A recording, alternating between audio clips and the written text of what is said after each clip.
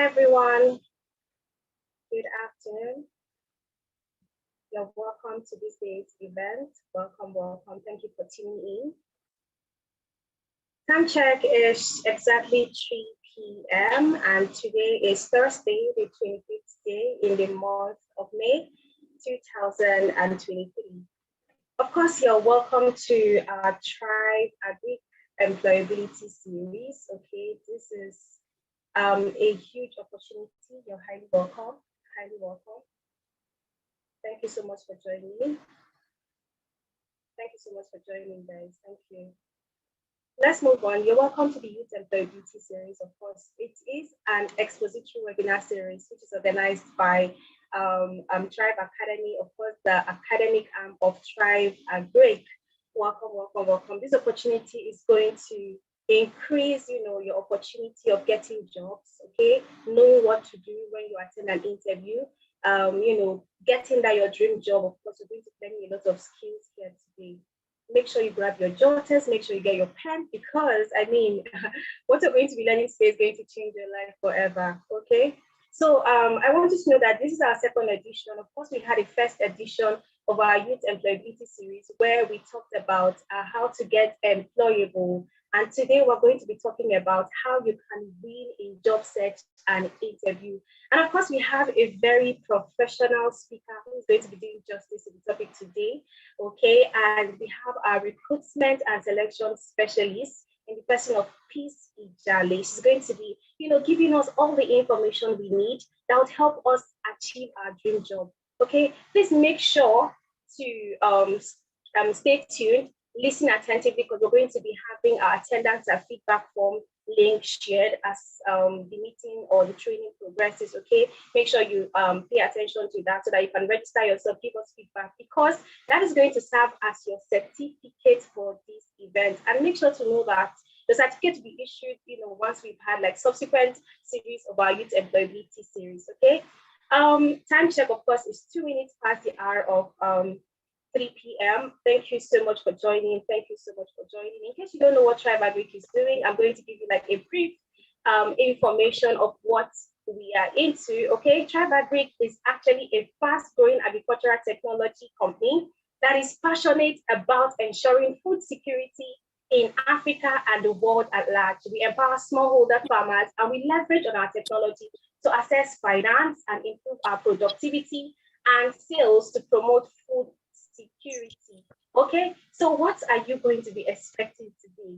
Just keep your fingers crossed because today we're going to be dishing it out to you live. Okay, you're going to be expecting to understand the concept of employability skills. You're going to understand what it means to win in job search and job interviews as well. Okay, so without further ado, without wasting much of our time, I'm going to be introducing the celebrity of today's event, who is going to be dishing out from her wealth of knowledge concerning how to win in our job search and interview.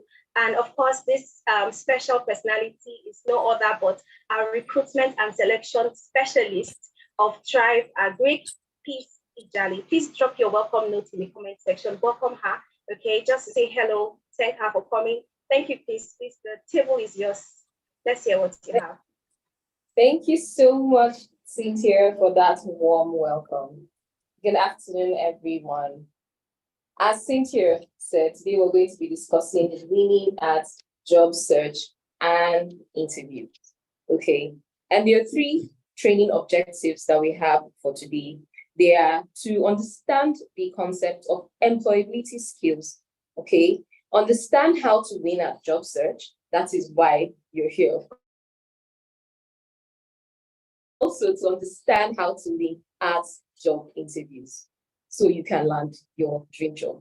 Okay, starting with the concept of employability skills. Employability skills refer to a broad set of skills, attitudes, personal attributes that enables individuals to effectively navigate the job market, excel in their careers, and adapt to changing work environments. Employability skills are not specific to a particular job or an industry, unlike technical or hard skills that is specific and restrictive to an industry or to a particular job.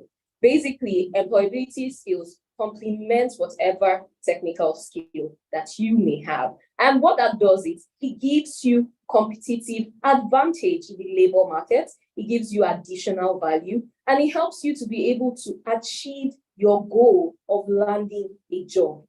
Also, it helps you to be in alignment with the company, a company that you're applying for, to be in alignment with their core values, their mission, and their vision, to be able to meet the minimum requirements of the labor market as well. Winning a job search. In today's competitive job market, it is crucial to have a strategic and well-executed job search plan to increase your chances of finding the right job opportunity. In this training, we'll be discussing key strategies for you to employ, right? Tools that you need to get ahead in the job search, and also to be able to navigate the job search process with confidence, poised to get the success you truly deserve. Looking for a job is a job in itself, and the most effective job search method takes time, it takes organization, and it takes hard work. And this is very important. Okay, 2 days ago, I made a post on my LinkedIn, and it was about the unemployment rate in Nigeria. Currently, right, the unemployment rate, as projected by KPMG and a global audit and tax firm, is expected to get to 40.6% at the end of 2023. It means you have to do something extra to get ahead, to be outstanding, to be distinguished in the labor market. And I believe, of course, that is why you're here, because you already know that it takes the extra and you're doing the work needed.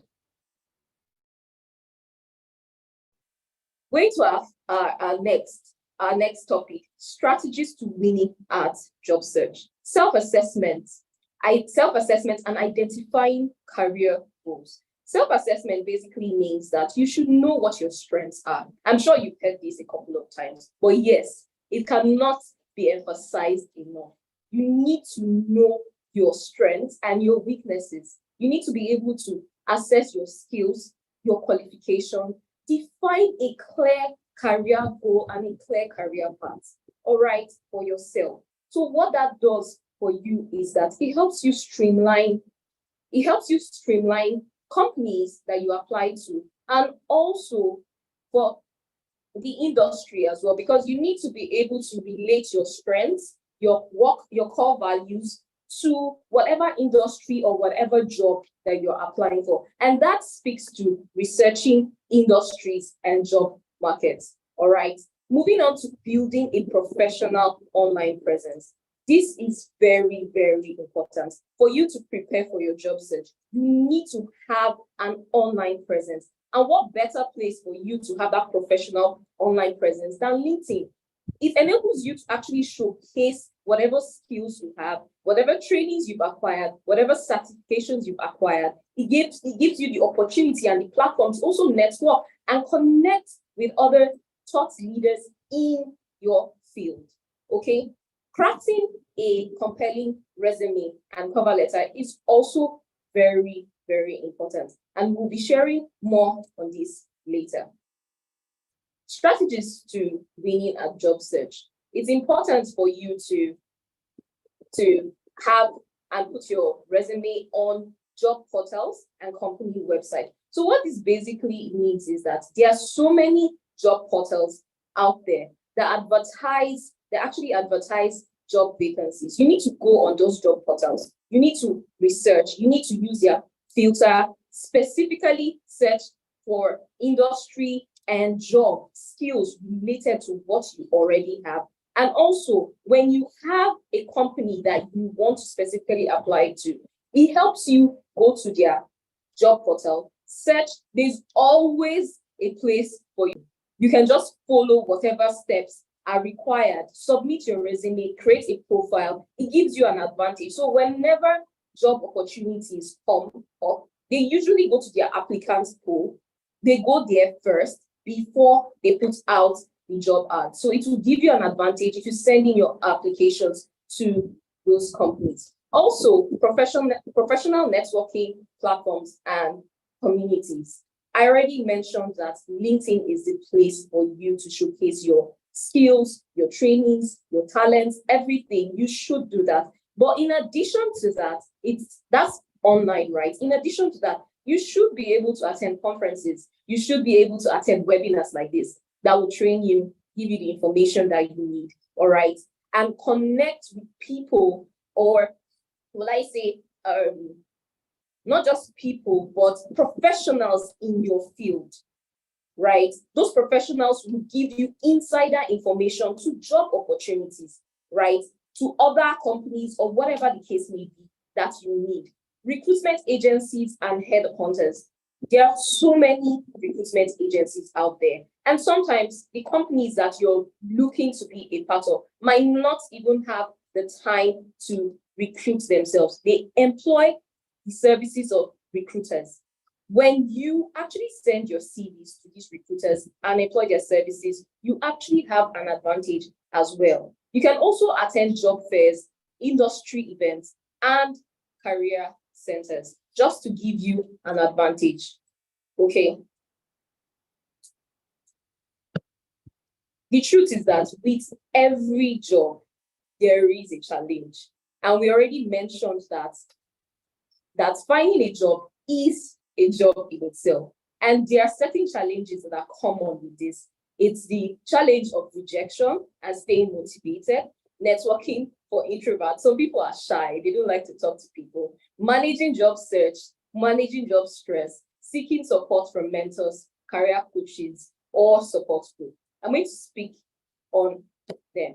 So with respect to rejection and staying motivated, the truth is that failure is something that is associated with practically every great achievement that you're going to have.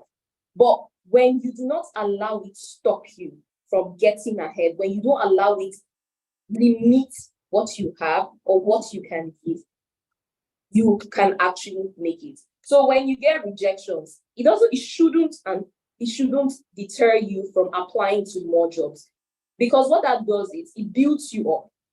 It gives you the momentum that you need to actually find the job that is truly yours. You get to learn from your mistakes, you make corrections, be it in the interview, be it in your CV, whatever it may be, whatever adjustments you need to make, you're able to make those adjustments, all right? And also, networking for introverts. The truth is, for you to be a professional, for you to land that job that you truly desire, you need to communicate. You need to go to networking events. And it's basically easy. You just need to be curious. When you go to networking events, you ask questions, genuine questions, asking, for instance, you could ask about their course of study. When you meet someone at a networking event, you can ask for their course of study. If you're not prying, right? But it's something that everyone is open to sharing. So you can start up conversations easy, their course of study, where they work, and all of that. But most importantly, show genuine interest, and it shouldn't be forced. Those conversations shouldn't be forced. All right. Then managing job stress.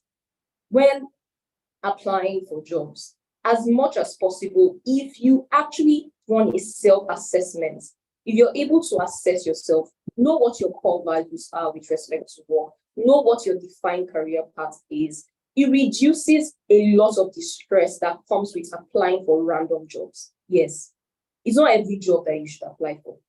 Most people just apply to every single job that comes. And so they are agitated, they are stressed, and the required attention to detail that is critical for you to land that job becomes difficult for you to actually effect when it is time for you to apply for the job that actually suits your skills, your qualification, and also is in line with your career path and goals. So as much as possible, do not apply for random jobs. Manage your time effectively. And what that means is that you need to know what you want. And when you see a job that you do not have the skills, you're not interested in, the company is not in line with your core values, don't apply for it. Save yourself the stress and also the time, and don't apply for it. All right. So moving to seeking support in terms of mentorship or career coaches, a lot of times people think that mentors are people that you need to be with physically. You don't have to do that. You're actually technically having a mentorship session right now. All right. You're having one right now. In the last session, Favor actually mentioned that, Favor Acing mentioned, I hope we attended that session. She mentioned that you should actually follow thought leaders in your field. If you follow those thought leaders, there are certain points they always drop on their LinkedIn or their social media pages. They drop things that you can build on, that you can actually use, that will guide you to get a job, and also to actually keep up with the trends in whatever field or industry that you're interested and trying to get into. And what that does is when you come into an interview, you're not looking confused, you're not completely clueless as to what is happening in the industry. You actually have something to offer, you actually have information, you have depth. And the truth is that recruiters can sense that. Most times people don't have depth, they don't know anything. And when you don't have, you've not fed on information, good information in your industry, it becomes really, really difficult for you to have a good interview. All right. Moving on. Remember, I mentioned that it is important to have a good CV and a resume. All right. So moving on to how to create an effective resume and cover letter. Ensure that you customize your resume and cover letter for each job application, showcase relevant skills and qualification and achievements effectively, utilize keywords and formatting techniques to pass through applicants tracking systems. Common mistakes in CV writing. There's the poor formatting. A CV should be well organized with clear headings and sections. Ensure that you avoid multiple fonts. All right. So I've come across a couple of CVs where you have maybe the title at some point is bold or in italics. The next subtitle is going to be Tahoma. The next one is in Arial. It's probably bold, but not in italics. As much as possible, avoid that. Recruiters hate that. It just shows that you do not possess critical thinking skills and you don't have attention to details. And remember, those are employability skills that you need to possess to get ahead in the industry. So those things, attention to detail is very important. And the recruiters will take note of this. If you don't observe and ensure that your CV is properly formatted, it is aligned. Yes, it has to be aligned. We don't like it when the sentence doesn't end properly, it's not aligned. The next sentence maybe starts in the middle or there's space in between. No, that is poor CV formatting. Moving on, including irrelevant or personal information. This has been said over and over again, but I've come across loads of CVs and people still make these mistakes over and over again. When you're applying for a job, it is not important for you to show your marital status. As basic as it may seem, a lot of people still do that, right? If whatever information you are including in your CV or resume does not affect your performance in the job, you should not include it there. It has no place there. So avoid that. Lack of clarity and conciseness. Keep your CV as specific and to the point as possible. No need for long stories, no need for 25 pages in your CV. Nobody has time to read that, okay? And it just shows that you do not know what you're doing. The fourth point is omitting important details. Omitting important details is something that a lot of applicants do as well. They make these mistakes over and over again. You have someone that is applying for a job and has not updated information on their CVs, right? Something as important as your work experience or your education. For instance, you might actually be running a program currently and you don't include it on your CV or resume. Why? There's the point of view, including a training and saying it's in view. You don't know how that might come to play to giving you an advantage or an edge in a job that you're applying for. So it's very important. Or a case where you submit a CV and you eventually leave that job. You do not update the information on that job, and then they call you for interview and you say, oh, you made a mistake. It just shows that you haven't put in thought and energy into applying for that job. It shows that you're mediocre. And trust me, recruiters don't want mediocre people to be part of their company. We don't want that. All right. Moving on, spelling and grammatical errors. That is self-explanatory. As much as possible, avoid this.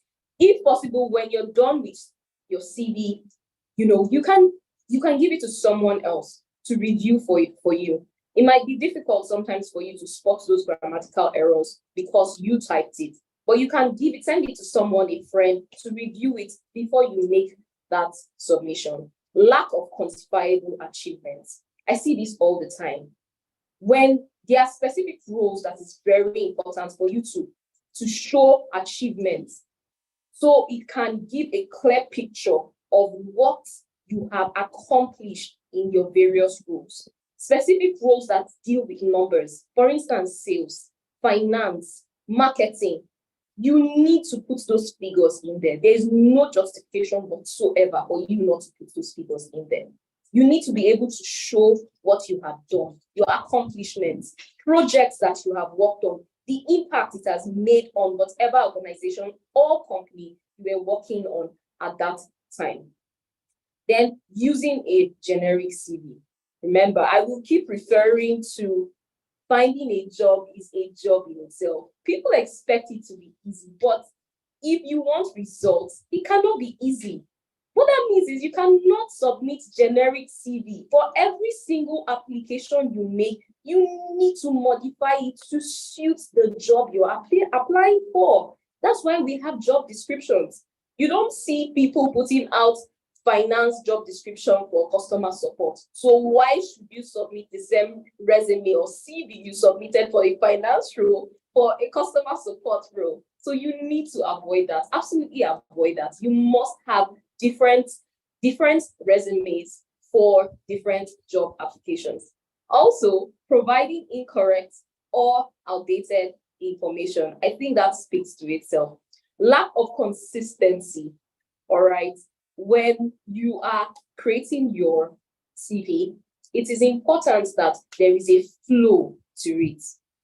You should not have a situation where you said, oh, I worked in Tribe Agri from 2012 to 2020. Then you have somewhere else and you say you worked in Salama Baseline from 2015 to 2023. That doesn't align. It just means that when you were working in Tribe Agri, you were also working in Salama Baseline. And recruiters might not even give you the opportunity to explain why that is. It is very important for you to avoid such inconsistencies, all right? If it's a situation whereby you actually own a company, you can explain that in the interview, but don't confuse whoever is reviewing your CV and it gives them the impression that you're dishonest or you're just trying to impress. Okay. The first one is lengthy CV. I mentioned it earlier on. Lengthy CVs are an absolute turn-off for recruiters. Again, time is of the utmost importance. No one has the time to review a 25-page or 10-page CV. In your mind, you might think that, oh, you want them to know everything that you have done. No, you don't need so many words. If you need so many words, it means that you are not communicating effectively, right? You don't need so many words to show your accomplishments. And one thing I've observed with CVs is that they put their day-to-day activities on the CV, and that's why it's so lengthy. You don't need to put your day-to-day activities. You need to just state your accomplishments. State what you have done on the job. For instance, I have been able to lead a 5-man marketing team for the past 5 years, and we have achieved so percent, 100% growth in sales, and we have been able to maintain that and generated 100 billion for the company. That is specific, that is clear. I did not say that in 10 pages or an entire page, but I just communicated that I am an excellent salesperson. I don't need to give you a lineup of my day-to-day activities for you to know that I know my job to be able to achieve that result. Okay? Not including a cover letter. Now, this is relative. Not all jobs actually require you to include a cover letter, but if it does, or if it's not clearly stated that a cover letter is needed, go ahead to include a cover letter. Very important. And ignoring keywords. Ignoring keywords can be very detrimental. You have a CV, you have a job description. If you have a job description, you need to go through it. Pick out specific keywords that have been used in that job description and apply it in your resume. And this will give you an advantage. If there is an ATS that is actually filtering CVs, it will specifically pick yours out because it is in alignment with whatever standard has already been set in the system to filter applications. So ensure that you go through the job description and you pick out key phrases and keywords that you can also use in your resume. And ensure that whatever phrases or words that you pick do not seem out of place. You need to ensure that it fits right in. It is very important. It must not look like, oh, you're just trying to impress, and that is why you put it in there. It will be spotted. Ensure that you construct a sentence that uses those key phrases and keywords, and it describes you, your accomplishments, and what you have done. Okay? Now, moving to our next training objective, winning at job interviews. Interview skills are very important. A lot of people think that it's easy for you to just excel at an interview. It will shock you. I have actually interviewed over 200 applicants. Even the ones that have first class, have the excellent qualifications for that role, end up goofing. They make mistakes. I've seen CVs that I'm like, oh, I can't wait to interview this candidate. And then when the interview came, I'm like, I'm so disappointed. I actually expected more, right? Of course, it's not going to be you because you're here and you're going to learn the needful. So interview skills are crucial for job opportunities and career advancement.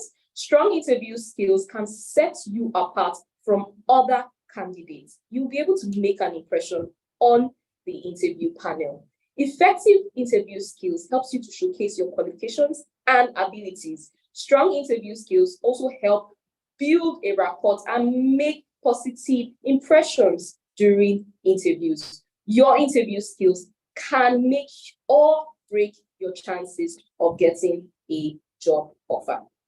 Winning at job interviews. You have to research the company. It sounds basic, right? Because it's just like you're going to meet, I'm going to use this example, really interesting. You're going to meet your in-laws and you don't know anything about them. You don't know their names, you don't know anything. You just go in blind and you see people you don't recognize anyone. That's wrong. I've had someone come into my meeting, interview meeting, virtual interview, and they don't know the name of the company. I was shocked. Imagine my shock. My immediate response was to, oh, there's no point of this for this interview, right? But then the person gave an excuse that, oh, he thought that it was the other company or whatever. Your excuses do not matter. You've already failed. When you don't do your research, you don't know the core values of that company. How do you even know if you're aligned and you're well suited to perform in that role? You have no business being there. So before every interview, it is important that you research the company, you research their mission, their vision, their core values, ensure that it's in line with yours as well. Ensure that it is something that you want to do, something that you are passionate about. Look at their websites, their social media pages. Find out the most important or recent information about the company. So you can find a way to chip it in the interview. Trust me, it's going to wow the interviewers and you're going to create a lasting impression. Number 2 is to prepare for common interview questions. It is very important. If you have to stand in the mirror, do that. We have phones, most of our phones have cameras. You can use your phone, record yourself, correct yourself, grammatical errors, whatever the case may be. You need to be able to practice that. What that does is that it makes you feel more prepared. It gives you the confidence that you need. So when you speak, you are commanding their attention. You're not fidgeting or trying to figure out what to say. Common interview questions are introduce yourself. It will shock you what someone will tell you when they say introduce yourself. You're telling me you have 5 children. What's my business? To be honest, I really don't care about your 5 children. I want to know what your core values are with respect to work. I want to know what your accomplishments is. I want to know what drives you. I want to know all those information that actually proves that you are a right fit and you deserve to be in my interview room, that you're not wasting my time, right? Very, very important. Practice your responses. This also connects to what I just mentioned, right? Stand in front of the mirror, practice with your family member, practice with your friends, okay? This will help you refine your answers and become more comfortable with the interview process. Dress for success. I cannot emphasize this enough. Some people do not understand the importance of dressing for an occasion. You cannot dress casually for an interview. You need to actually show that you are a good fit for the role and make a good first impression. Imagine showing up for an interview, you're showing up with an unironed shirt. It just shows that you are not someone that pays attention to details. You don't put in the extra work. You say you want a job and you're showing up for a job interview with an unironed shirt. Come on, guys. I know that is not you, of course. Cannot be you. And also, please use deodorant and spray perfume. It's all part of the dressing. All right. Show confidence. During the interview, show confidence through your body language and tone of voice. Don't be so scared to speak up or articulate your thoughts. Nobody is going to flog you. Nobody is going to punish you if you say something that is wrong. It is very important that you're audible. Practice it. If you're someone that does not know how to shout, you have to learn. You need to be audible. No one is saying you should scream and let everyone come, but you need to be audible. Don't allow them ask you to repeat yourself or to speak a little bit louder. It just shows that you're not someone that is actually able to articulate and communicate effectively, especially for something that is going to make or break you. All right? Very, very important. Ask questions. I've been in so many interviews, and to be honest, the ones that stood out to me are the candidates that asked questions. What that does is it makes the interviewer pay attention to you. All right. So prepare your questions ahead of time. And if you've done your due diligence of going through the company website, going through recent information about them on their social media pages, trust me, you will have more than enough questions to ask. Most times when candidates don't ask intelligent questions, not generic questions, intelligent questions, when they don't ask those questions during interviews, I just feel like this is a lazy candidate. This is someone that is not willing to do the extra work, or is not even curious enough. There's so many things that you can ask about a company, especially a company that you really want to get into. So many things. You can ask about your team, right? You can ask about the core values. If it's not clearly stated on the company website, there's so many things that you can ask. And if you're truly someone that does your due diligence to research the company, you will find so many things to ask about, not just questions that are posted on Google. You can get inspiration from them, but it's not original, it's not great to ask those specific questions. Be creative, think outside of the box. You need to be innovative in the kind of questions that you ask. All right. Closing the interview is as important as the way you start an interview, right? I already mentioned that you should ask questions, okay? But you should also be able to express your gratitude.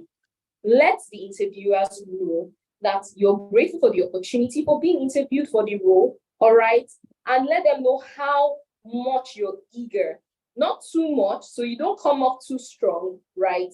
Very important. So you don't come up too needy or pushy, okay? Because that is now going to create an impression that is not going to work in your favor, all right? And you can go ahead to ask when to expect a feedback from them. Very important. It gives you a timeline for you to expect them to get back to you. So you're not waiting indefinitely and you don't know how to contact them and get information on how you did with the interview.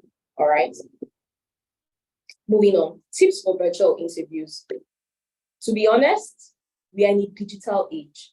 I don't know how many companies run physical interviews anymore. But for us at TriFabric, we are a tech company and we thrive on utilizing those tech platforms, right?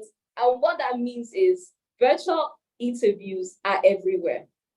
And you will need tips that you can excel, that will help you stand out, right? And those are test your technology and internet connection. Oh God, you have no idea how many times we have candidates show up and they're like, oh, I don't know how to install it on my system. And what is Google Meet? It gets really confusing sometimes. A notification or an invite was sent to you days before your interview. Even if the invitation was sent to you the morning or the day of the interview, there are certain things that you need to do. If you've not used that platform, whatever platform it may be it Google Meet, be it Teams, if you've not made use of it before, you should take time, install it, and run it just to check. If you're not sure how to go about it, ask questions. That's why we have Google, right? If you don't have someone that is tech savvy that you can ask Google how to run certain things. Go on YouTube, watch videos, prepare the interview space. Preparing the interview space is very important. Sometimes interviews, you see people under the tree or you see family members passing by. That's wrong. That is very unprofessional. It shows that you haven't given so much thought and you're not putting your best foot forward. All right. Dressing professionally is also very important. Even for virtual interviews, don't dress inappropriately. Maintain eye contact with the camera. Why this is important is sometimes because they cannot see you, it might create a bad impression or it creates a bad impression if you do not maintain eye contact, right? And they may think that you are running something else or doing something else, or you are not listening on the conversation that is happening. When you maintain eye contact, it creates a connection between you and your interviewers. And as much as possible, you turn on your video. Sometimes I have people come in and they don't even turn on their video. And I'm like, you're waiting for us to let you know to turn on your video. Come on. Doesn't make any sense. Minimize background distractions is very, very important as well. All right, find a quiet place. Interview answering techniques. So there's a STAR method. The acronym is STAR. S stands for situation, T stands for task, A stands for action, and R stands for result. Okay, the STAR method, basically what it does is it provides specific examples when you're answering questions during interview, whether or not the interview panel asks you to give specific examples, right, to showcase whatever accomplishments, whatever strengths that you have, right, you need to know when you're answering questions, situational questions, or something that's happened, you need to give examples. Or this is what happened, this was the situation surrounding it, and this was what I was able to do to get me out of it. This is what I learned. What were your learnings from that situation? It's very, very important. and also handling behavioral and situational questions, highlighting the transferable skills. All right. Okay. Common interview mistakes to avoid. Avoid being late. It's not professional. It doesn't give a good impression of you when you show up for an interview late. Whatever the explanation might be, I assure you, it still doesn't speak well of you. If you have to go hours and wait at the venue for physical interviews, if it's a virtual interview, you go and wait 10 minutes, even if they don't let you in, wait till they let you in. Don't allow the interviewer call you, the recruiter call you and remind you for an interview you know should happen. Gives a very bad impression. Negative body language. When your video is turned on, as much as possible, I'm trying to smile occasionally, right? You need to be conscious that your video is turned on. Don't frown your face and you're squeezing your face. You're going to look scary to whoever is interviewing you. It's not appealing, right? You need to be able to smile and be conscious of your body language. Speaking negatively about previous employers or experiences. Whatever the experience you've had with your previous employer, it's important for you to know that they are key learnings. All right? They are key learnings. You should not talk down on an organization you worked with previously, because it just lets the recruiter or whatever company you're interviewing for know that you would probably do the same to them. And no one wants that kind of person in their organization. So you're shooting yourself in the foot by talking negatively about a previous employer or experience that you had. So very important. Failing to ask questions. We already explained that earlier on. Lack of enthusiasm. Oh, there's some people that it's very important for you to communicate your enthusiasm. And this happens with your body language. You smile occasionally, you demonstrate with your hand like I'm doing right now. Talk about whatever it is you're talking about passionately. Be able to communicate that this job, I'm really excited about it. Show that you have a lot of energy. Show that you're ready to put in the effort needed and even go extra mile to get the job done. And that shows in the way you communicate. If you're speaking with a very low-tuned voice, it just shows that there's no excitement. You're not even excitement interviewing for a role. So why should we hire you? It means you're going to bring that low energy into our company, and most people do not want that in their company.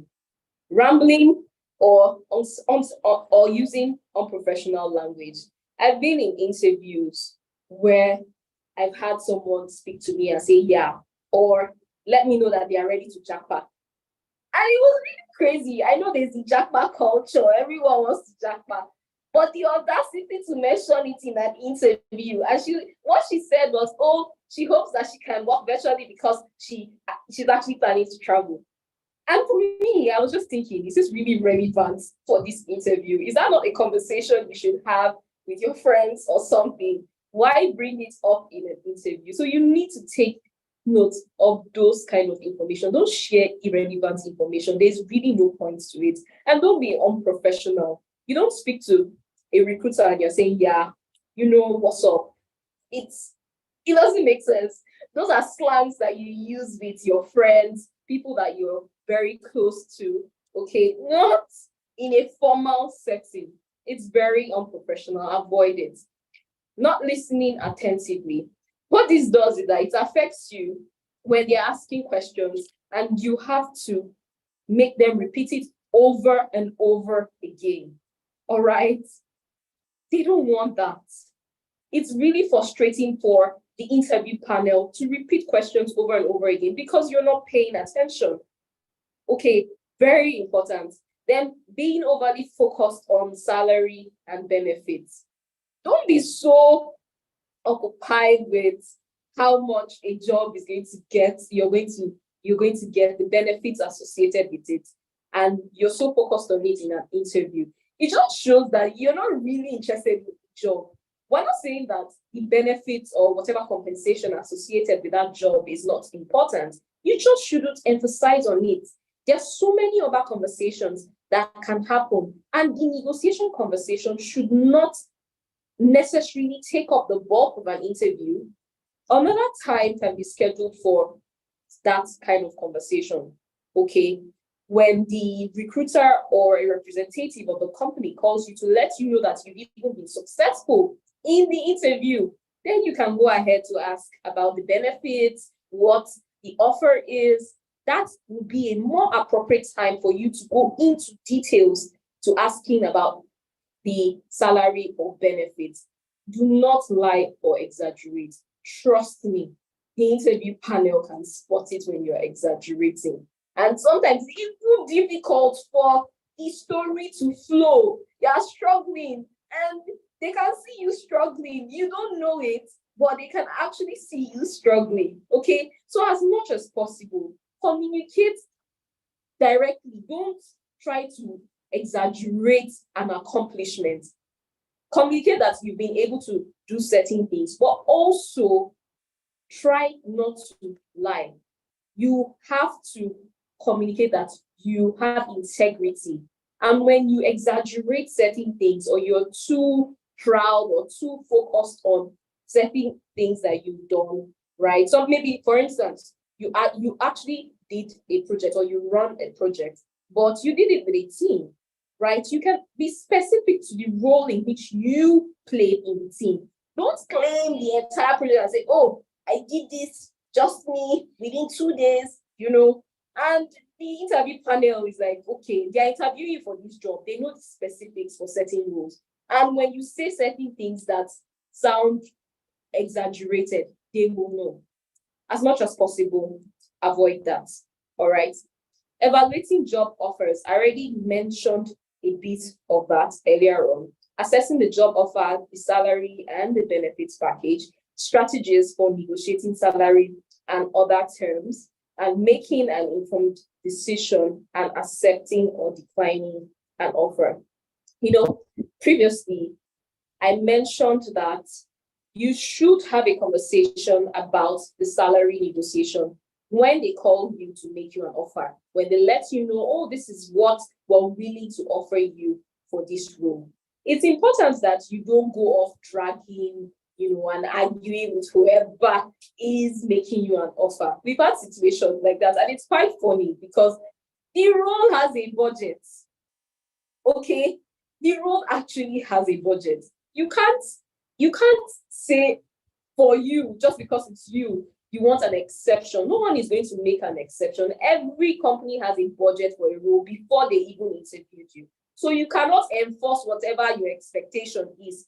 No matter how you argue or you sound firm, it's not going to make them change their mind. If you are qualified for the role, they may be willing to negotiate slightly, but not to the point that you're getting aggressive or you are dragging with them. As much as possible, avoid that.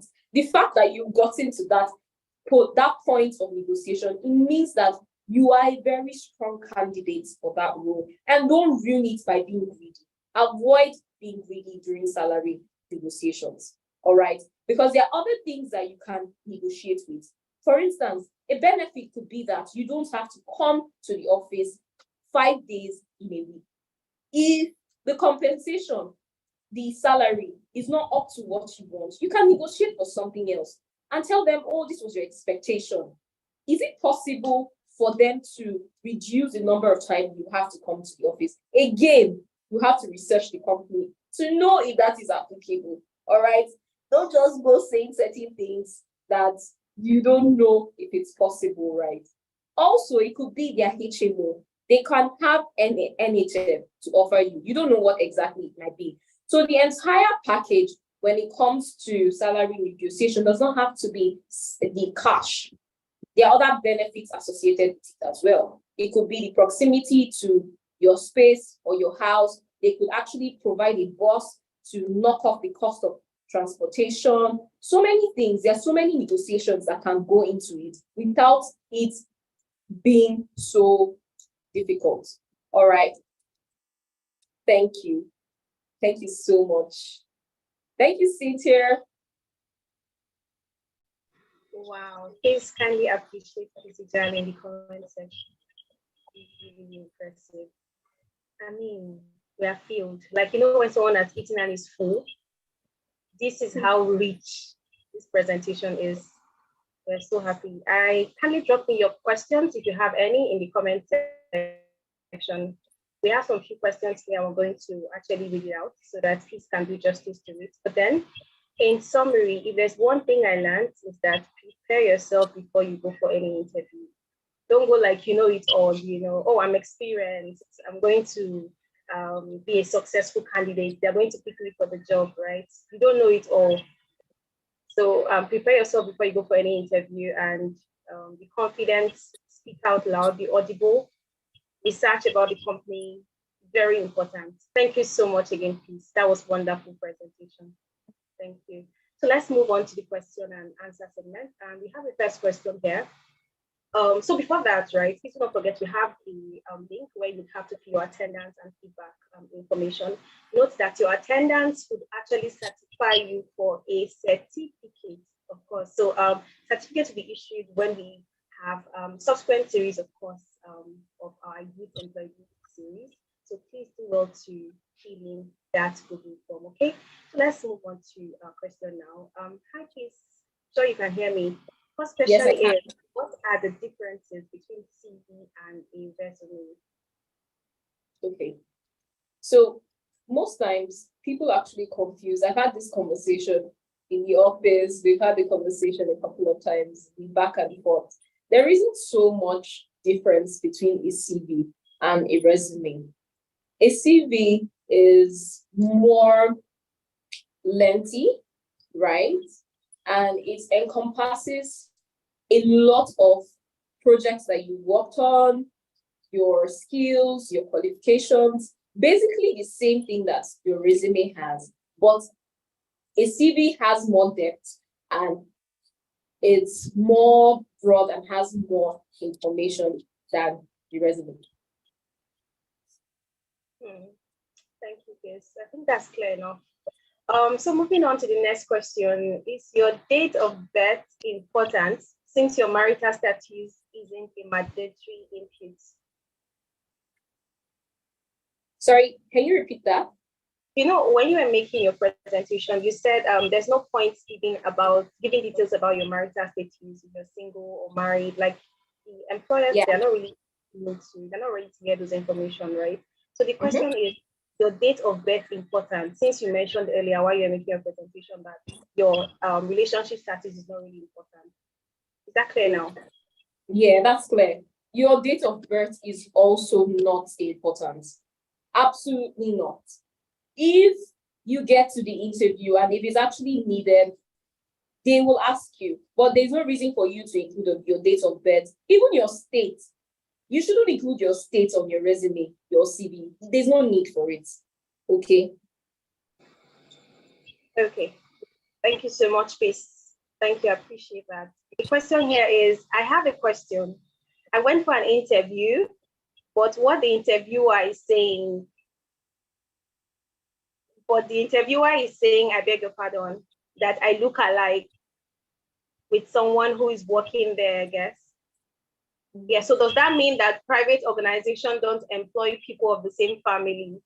So I think if I'm going to rephrase, right? So the person is saying he went for an interview and then the interviewer said he looks like someone who is already in the organization. So does it mean that if you have a family member in an organization, you can't be recruited?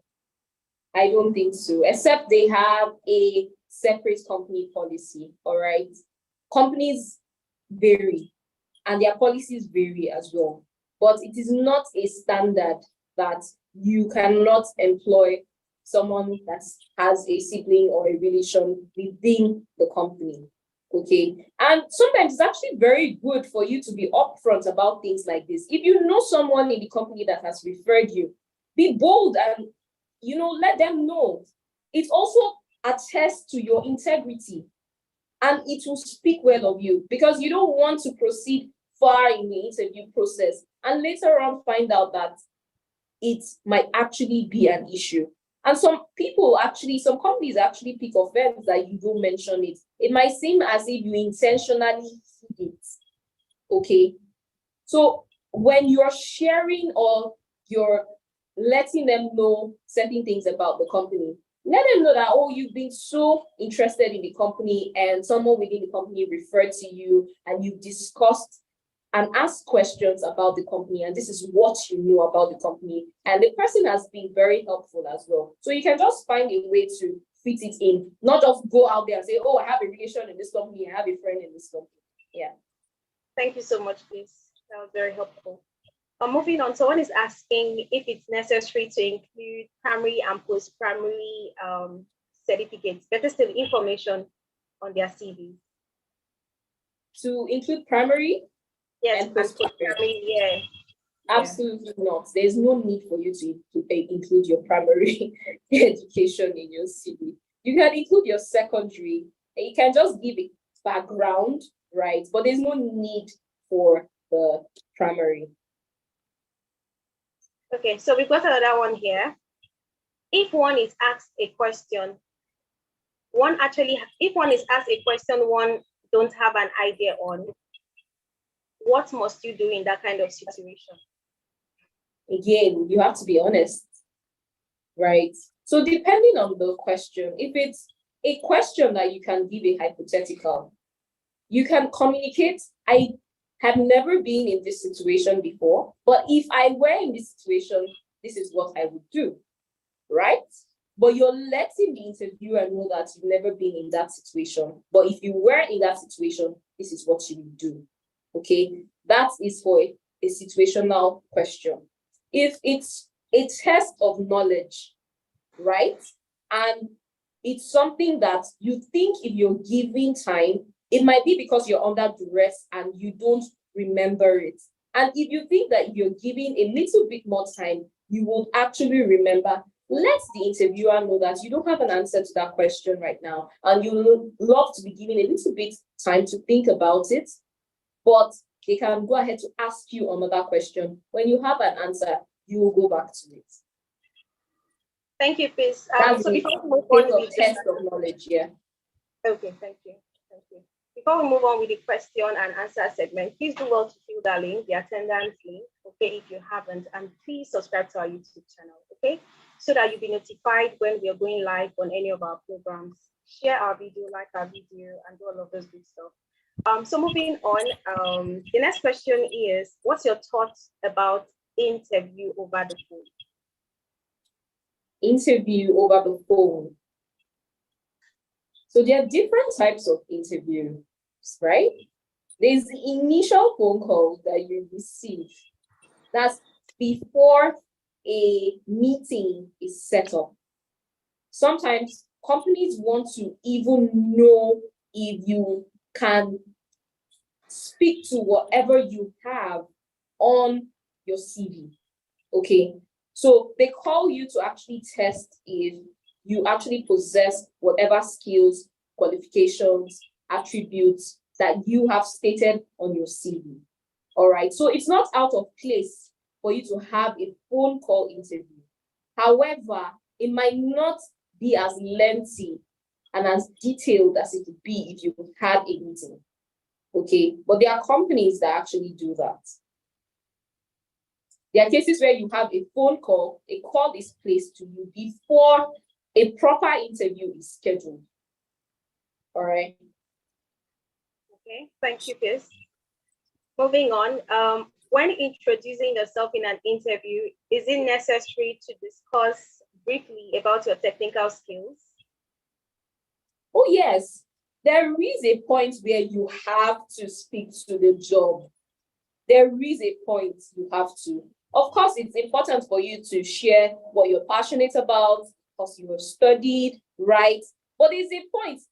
In fact, the introduction is not complete without you speaking to your technical competence for that role. It's incomplete. Introduce yourself doesn't stop at, my name is, I went to so and so skill, I love to hike, I love to read books, I love to travel. You need to let them know what technical skills you possess to excel in that role. And that should be what you close off with. You close off with your technical skills and your accomplishments that speaks to that job you're applying for. Okay, thank you so much, Piz. So someone is asking if they can get a template of a CV. of how a CV should look like? Oh, so with respect to getting a template, there are so many job sites, right? There's so many recruiters. You can don't forget, I'm going to make reference to, for you to find a job, it's actually a job in itself, right? So you need to go out there. It's very easy. You can go out there, research companies or job websites where you can download templates. If you can't do that, ask in your community, whatever community or whatever group that you belong to, who has gotten a job recently, what templates did they use? Okay, so these are things that you can actually research. If you don't find templates that are downloadable online, you can actually check in your community who has gotten a job recently, what templates they make use of. Okay, who can I ask? Should it be through LinkedIn? Should it be through social media? You know, in that circle, that professional circle, who can you get a template from?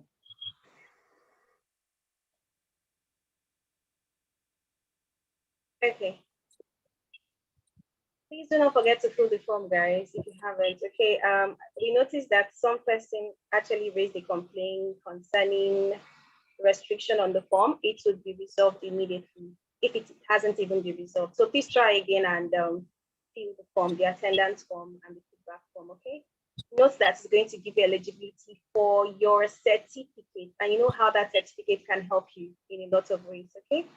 So moving on to our next question, still related to the CV, they're asking if you can help review like a proper CV. I'm not sure I got that question. Who should do the review? Do you mean me? So yes, if you can like review a proper CV, how a proper CV can look like. Okay. Okay, I think I get an idea of what that person is saying. Again, I'll still want whoever is asking an advice that you go online and search for templates. Okay, templates that you can make use of. But off the top of my head, I wish I had a picture or an example of a CV to show you and what it looks like.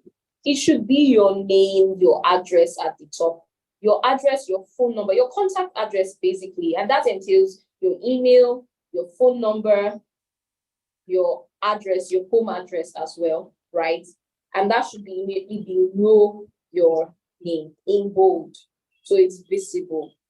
Ideally, but there are different templates. There are so many ways to design a template. It just depends on the kind of personality and how creative, how innovative you are. All right. So there are different templates, but most important information for you to have on your CV is your name, your contact address, your accomplishments, and introduction, right? A profile, a short paragraph about what you do, what you're about, and also your skills. What skills do you have? It could be soft skills, it could be hard skills, but it's very important for you to show that your educational qualification, of course, very important for you to show that there's a part of professional body, trainings and certifications, okay? And also your work experience. Give a rundown of your work experience, starting from the most recent. All right. Starting from the most recent. Thank you, Chris. So we've got a question here. Is it okay for me to call my interviewer after getting the job to appreciate them? Well, the truth is you can contact them to let them know that you have gotten an offer letter. All right. And if more information is not provided as to when or who you can contact, or rather, sorry, beg your pardon, if more information is not provided as to the location or where you should report to, when you should report, you can call them to clarify. But it's unprofessional to directly say whoever called you was the one that offered you the job, because the person didn't offer you the job, the company offered you the job. Whoever called you is just a representative of the company. Okay. Okay. Yeah. That's really just a silly question. So moving on, someone is asking if after applying for a job and you don't get the job, how do you reach out to the HR to get information on ways to improve your skills? I love this question. I'm so happy someone asked this question, right? Because there's so many times where I've gotten emails from candidates that have been interviewed. There is, most companies actually give feedback, but to be honest, it can be quite tedious and cumbersome. All right. In a case whereby an email, there's no proper communication as to letting you know what happened or if you're qualified for that role or not, you can actually reach out. And if you notice in one of the slides, there was a part where we mentioned that you can ask the time period, right, where you can get a feedback. And if possible, who you are expecting a feedback from, right? If during that period, the period they give you elapses, you can contact that person because already during the interview, they had already told you that this is the person that will communicate to you, right? But sometimes asking for individual feedback can be quite dicey. Dicey because the recruiter may not find it easy to give individual feedback for every candidate that has been interviewed. And what I mean by this is calling the candidate and letting them know, oh, this is what you did, this is what you shouldn't do. You should be able to assess yourself. Yes, you're not entitled to a direct or personal feedback from a recruiter. Run a self-assessment for every interview that you have. But I believe that with the conversation, the topic, everything that we've discussed today, you are equipped to excel at whatever interview if you actually adopt everything that has been said and has been discussed, right?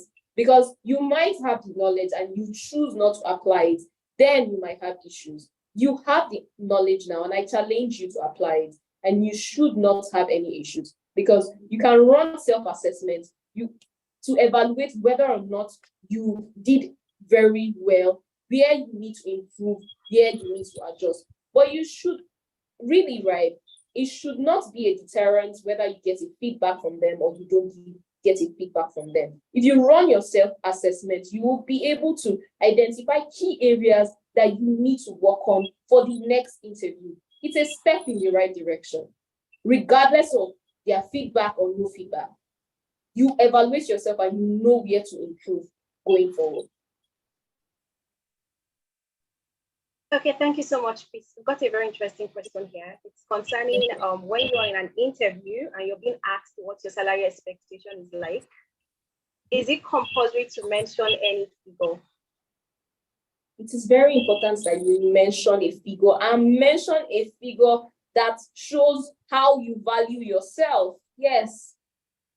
You should not be so modest. People think it's modesty, but I beg to differ.